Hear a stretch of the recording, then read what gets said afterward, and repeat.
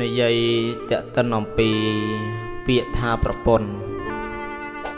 ពាក្យថាប្រពន្ធទទួលស្គាល់ថាគាត់មិនមែនជាម្ដាយរបស់យើងរឹតតែអត់ជាប់សាច់ឈាមជាមួយនឹងយើងតែគាត់គឺជាមនុស្សស្រីម្នាក់ដែលបានមើលថែរក្សាយើងជំនួសពីម្ដាយរបស់យើងគាត់គឺជាមនុស្សស្រីម្នាក់ដែលបានលះបង់ភាពស្អាតលះបង់ភាពសប្បាយលះបង់ភាពយុវវ័យ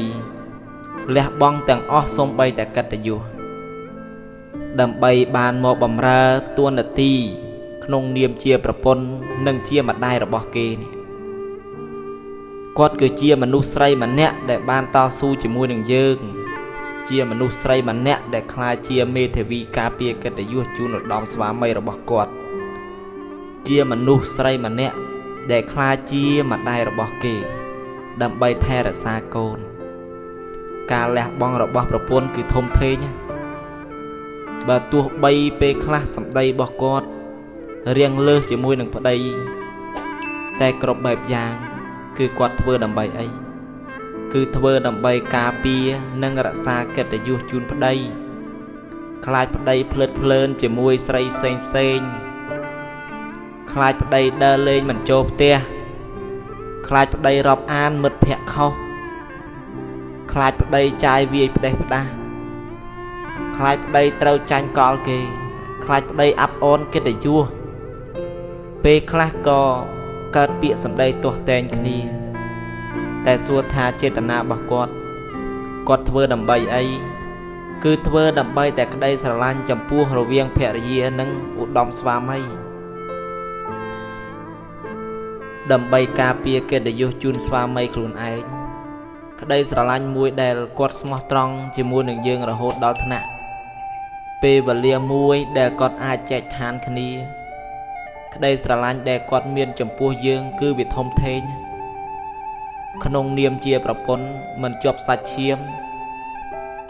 គាត់មិនមែនជាម្ដាយរបស់យើងតែជាស្ត្រីម្នាក់ដែលបានរួមដំណើរជាមួយនឹងយើងទាំងកិត្តិយសទាំងការលះបង់ទាំងការហត់នឿយទាំងសប្បាយនោះហៅថាជាប្រពន្ធឯប្តីក៏ត្រូវតែយល់ចិត្តអំពីប្រពន្ធទើបរស់នៅបានសេចក្តីសុភមង្គលយើងត្រូវគិតថាយើងមានប្រពន្ធហើយយើងមិនមែននៅក្មេងមិនមែននៅកំឡោះនៅលីវអីទៀតទេគឺយើងត្រូវគិតអំពីសុខទុក្ខរបស់ប្រពន្ធហើយប្រពន្ធនេះមួយគឺសេចក្តីទុក្ខនឹងធ្ងន់រហូតដល់5យ៉ាងប៉ុន្តែអាត្មាភាពមិនបានរៀបរាប់ជូនទេក្នុងនាមជាប្តីក្នុងនាមជាស្វាមីនេះ